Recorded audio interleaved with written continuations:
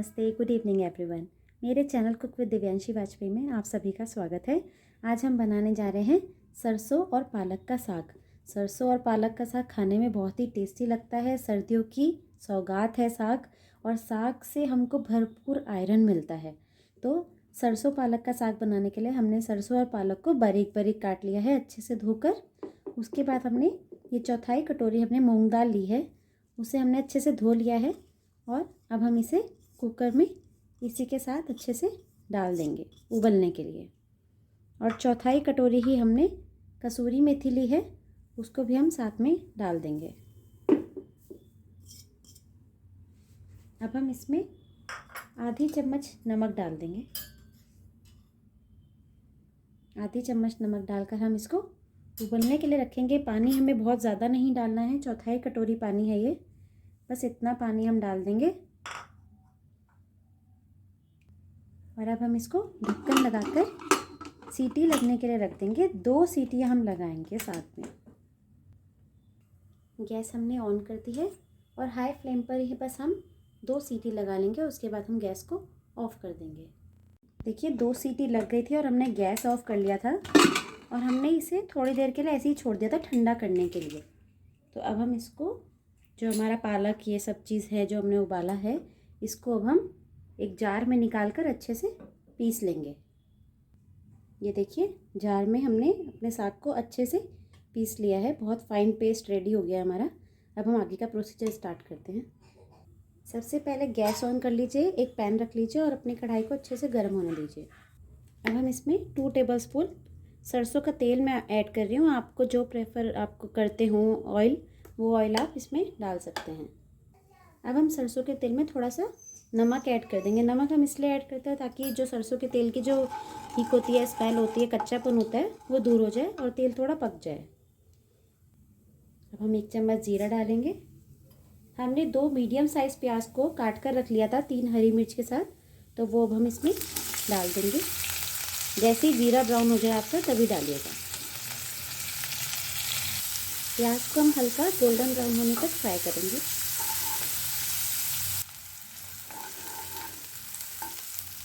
प्याज हमारे हल्के गोल्डन ब्राउन कलर के हो चुके हैं। अब हमने 5-6 कलियाँ लहसुन की ली थी और 1.5 इंच अदरक लिया था, उसको अच्छे से कद्दूकस कर लिया है। अब हम वो भी प्याज के साथ डालकर 2 मिनट के लिए और फ्राई करेंगे। साग बनाते टाइम कोई भी खड़े मसाला ऐड करने की हमको ज़रूरत नहीं होती है। ये इन्हीं सब चीज़ों के साथ ही बहुत टेस्टी बनकर रेडी होता है। 2 मिनट हो चुके हैं सभी चीज़ों को साथ में फ्राई करते हुए। अब हम इसमें, हमने 2 ही टमाटर लिया था मीडियम साइज़ बारीक बारीक काट कर, अब हम उसको ऐड कर देंगे। और फ्लेम को आप बिल्कुल लो पर कर लीजिएगा, क्योंकि अब हम मसाला भी ऐड करेंगे। अब मैं इसमें 1 चम्मच नमक ऐड कर रही हूँ, आधी चम्मच कश्मीरी लाल मिर्च, आधी चम्मच हल्दी पाउडर, 1 चम्मच धनिया पाउडर। नमक आप ध्यान से ऐड करिएगा, क्योंकि हमने उबालते टाइम भी नमक डाला था, उस समय मैंने आधी चम्मच डाला था। तो आप जितना आप साग बना रहे हैं उसके अकॉर्डिंग आप उसमें नमक यूज़ कीजिएगा। अब हम इसको 2 मिनट के लिए ढककर सॉफ्ट होने के लिए रख देंगे।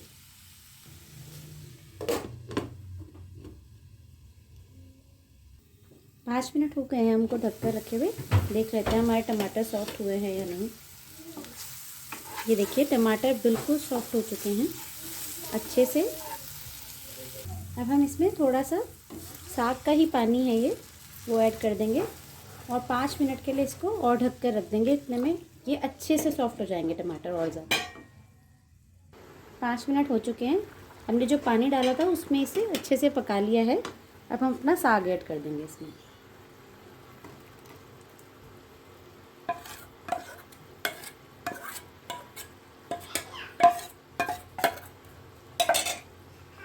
अब हम इसको अच्छे से मिक्स करेंगे।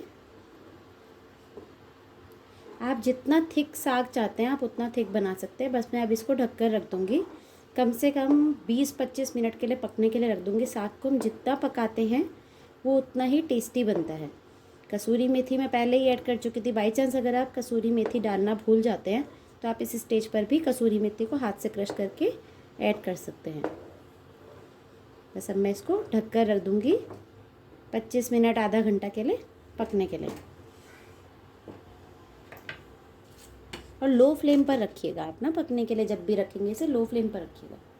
तो आधा घंटा हो चुका है हमें साग को अपने पकने रख कर। साग अब रेडी हो चुका है। बस हम इस टाइम पर अब इसमें गरम मसाला ऐड कर देंगे। 1/4 चम्मच गरम मसाला इसमें ऐड कर रही हूँ और इसको अच्छे से मिक्स करेंगे। और बस इस समय आप गैस को ऑफ कर दीजिए। थोड़ी सी देर को इसको ऐसे ही हम ढक कर रख देंगे ताकि ये और ज़्यादा थिक हो जाए। उसके बाद हम इसको सर्व कर लेंगे।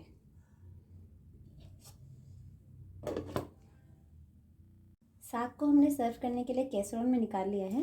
अब हम इसमें थोड़ा सा देसी घी ऐड कर देंगे। देसी घी से साग का जो फ्लेवर होता है बहुत ही टेस्टी आता है। और इसमें थोड़ा सा धनिया पत्ता ऐड कर देंगे।